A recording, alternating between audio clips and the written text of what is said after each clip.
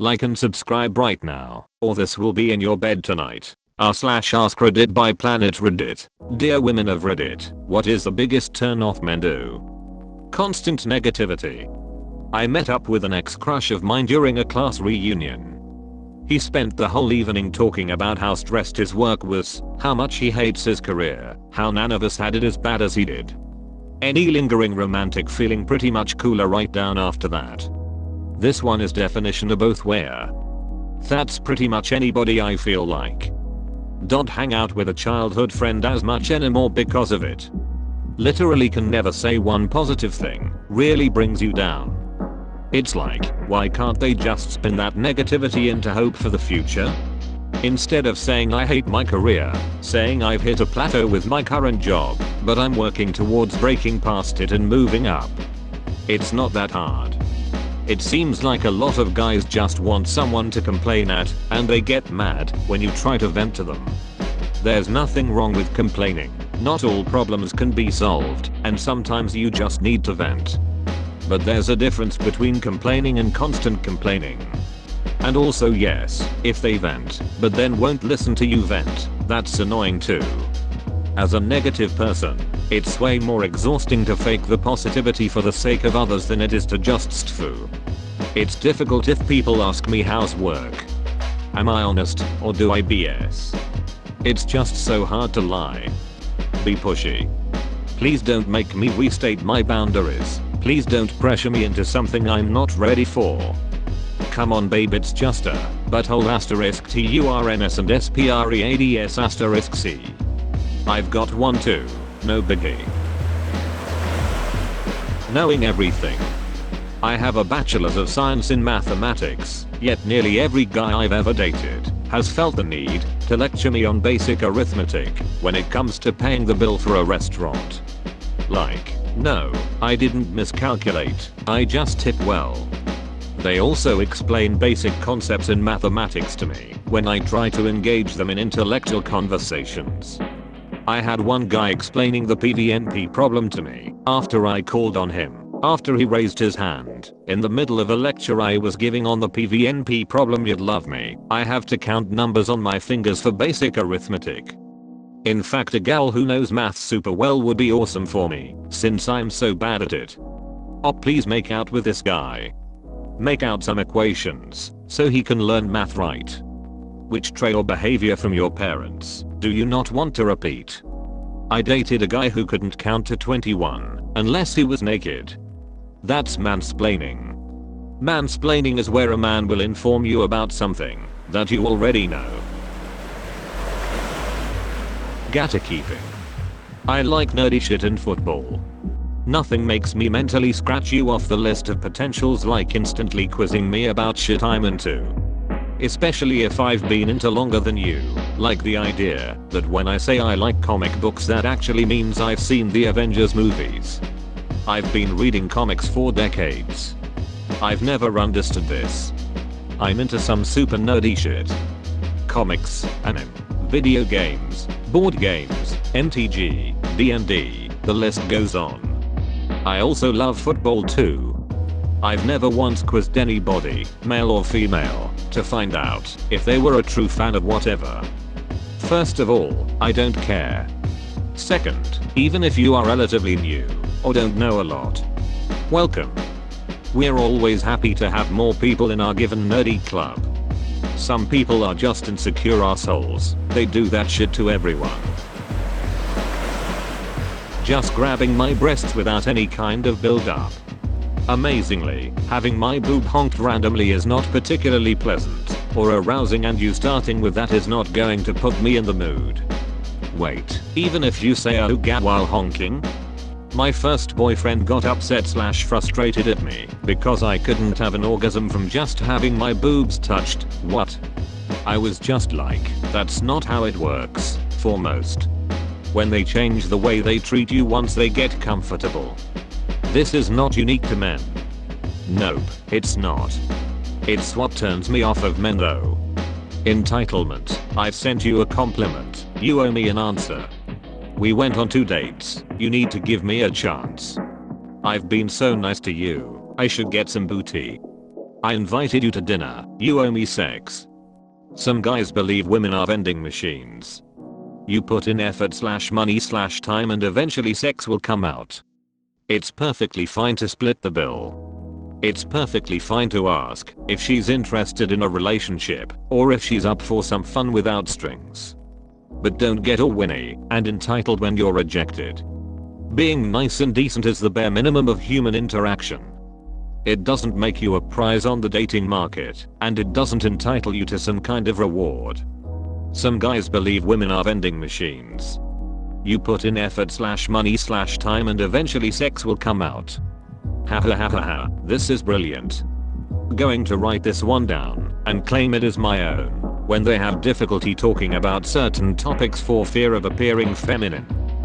This includes overcompensating by strongly identifying with typical masculine interests and distancing themselves, or putting down people with feminine interests. I'm a man, and I hate when men do this. What really gets my gear going on this is when these masculine interests are really just for image and insincere. One of my male hobbies is renovating. I learned it from my dad growing up, and I bought a fixer-upper house, partly so I could enjoy this hobby, partly also because it was cheap. The amount of people that aren't actually handy, but still try to match me whenever I mention this is honestly dumbfounding. Some of them will actually try to hold conversations where it will become more and more apparent that they don't actually know WTF they are talking about.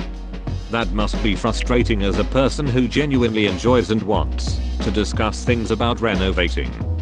What an interesting perspective. Sometimes I have the opposite issue.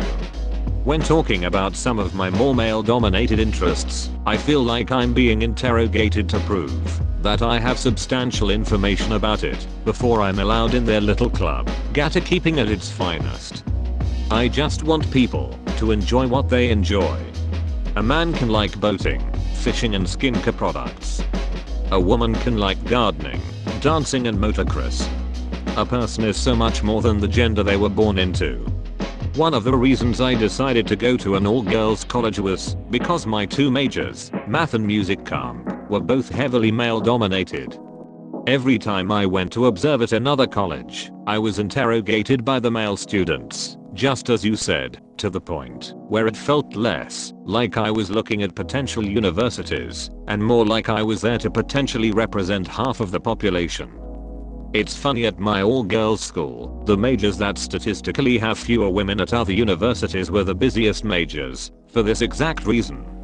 And by funny I mean sad. It's so relieving to me that you didn't let them deter you from pursuing your interests. What you said about representing half of the population is so true. How do you feel about how quotas affect how your gender is seen in the workforce? I know in a lot of places, there's an assumption that women only get hired because tits. When they act all sweet and loving, then a few months later start to be mean. Or when they're really sweet in private and mean in public, or vice versa, really mean in private and sweet in public. Being mean. Got it? Pretend like you're better than us, or act like you own us. Not cool. I sometimes like to pretend that I'm better than someone. Usually something really silly and inconsequential like a board game. Then when I lose, I make super over the top excuses, including the sun was in my eyes even if I'm indoors. So, you have humor. That is a good trait. When you're not good looking, it's good to be funny. What should I be if I'm funny looking? Use that to enhance your funny behavior. Don't be too self-deprecating. Some of that is funny and endearing, but too much becomes self-loathing, and that's not attractive.